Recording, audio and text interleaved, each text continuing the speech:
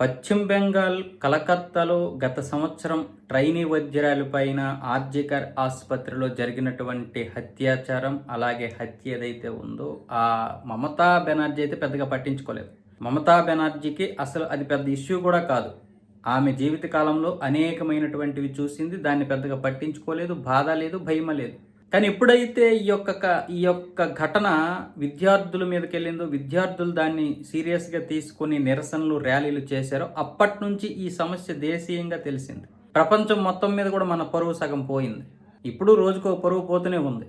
ఆ మధ్య బ్రెజిల్, మొన్న రష్యా, అలాగే ఇజ్రాయెల్, ఇలాంటి ఘటనలు జరుగుతూ ఉన్నాయి, మనం పట్టించుకోలేదు. చివరికి ట్రైనీ వైద్యురాలిపైన అంటే పని ప్లేస్లోని కూడా ఒక సెక్యూరిటీ లేదు మన ఆడపిల్లలకి, ఆ విధంగా తయారైంది.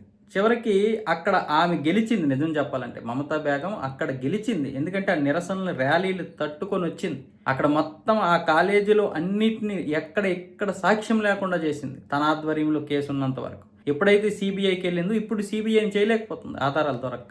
సరే, దాని గురించి అందరూ మర్చిపోయారు. ఇప్పుడు ఆమె యూకేలో, లండన్లో, ఆక్స్ఫర్డ్ యూనివర్సిటీలో, కెల్లాగ్ కాలేజీలో ఆమె మహిళా సాధికారత గురించి ప్రసంగించినప్పుడు నిరసన శాఖ తగిలింది ఆవిడకి. అసలు మీరు ఎలక్షన్లు అవ్వగానే అక్కడ చెలరేగినటువంటి హింస, దాదాపు 21 మంది హిందువుల్ని ఊచకోత కోశారు కదా, ఆ హింస గురించి, అలాగే ఈ ట్రైనీ వైద్యురాల అత్యాచారం గురించి మీరేం చేశారు, మీరేం చేయబోతున్నారు, దాని గురించి ఏమీ చెప్పకుండా ఇక్కడ మహిళా సాధికారత గురించి మీరు ఎందుకు చెప్పాలి అని అక్కడ నిరసన అయితే తగిలింది. ఆవిడ ఊహించలేదు నిజానికి ఇంత నిరసన తగులుతుందని. దానికి తగ్గట్టుగా ఏదో బదులిచ్చింది, కౌంటర్ ఇచ్చింది. మీకు తెలుసా, అది కేంద్ర ప్రభుత్వం చేతిలో ఉంది ఆ కేసు, ఇప్పుడు నేనేమి చేయలేనని చెప్పింది. తర్వాత అయినా సరే నిరసనకారులు ఒప్పుకోకుండా నిరసన అయితే తెలియడం చేసి మళ్ళీ మరికొంతమంది వచ్చి నిరసనలు తెలిపారు.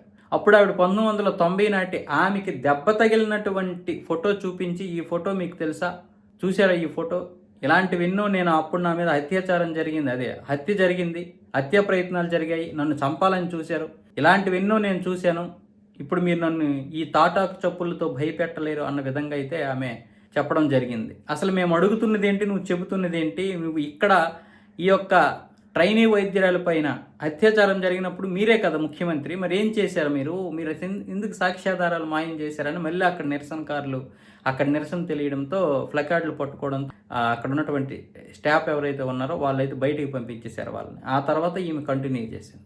అంటే మనం తప్పు చేస్తే ఎక్కడైనా సరే నిరసనలు తగులుతాయి, తప్పవు ఇంకా అవి. కాకపోతే ఇప్పటికీ కూడా ఆ కేసు అలాగే ఉంది. కేంద్ర ప్రభుత్వం చేతిలో ఉన్నా కూడా సరైనటువంటి సాక్ష్యాధారాలు లేక ఆ కేసు అలాగే ఉంది. తల్లిదండ్రులకు నిజంగా న్యాయం జరిగిందంటే జరగలేదని చెప్పవచ్చు. ఎందుకంటే అక్కడ ఆడెవరిని ఒకడినే పట్టుకున్నారు, ఆ సంజయ్ రాయ్ గారిని. అసలైనటువంటి దోషులు అయితే ఇప్పటికీ దర్జాగా హ్యాపీగా తిరుగుతూనే ఉన్నారు.